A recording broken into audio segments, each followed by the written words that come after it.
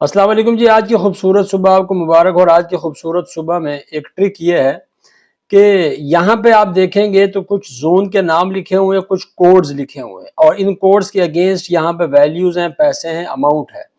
अब आप ये चाहते हैं कि यहाँ जहाँ जहाँ नंबर लिखा हुआ है और नंबर के अगेंस्ट जो भी अमाउंट लिखी है उसको यहाँ पे सम किया जाए। तो आपने क्या करना है, सम प्रोडक्ट का फंक्शन अप्लाई करना है, डबल आपने माइनस यहाँ पे अप्लाई करना है। फिर आपने यहाँ पे लिखना है इस नंबर को, ठीक है।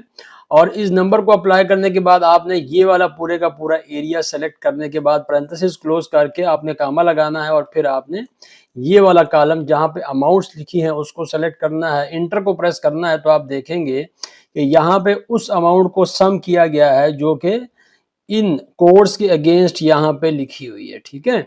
So this is a very beautiful trick. और वीडियोस अगर आपको पसंद आती हैं तो just like and share the video with your friends. Thank you very much.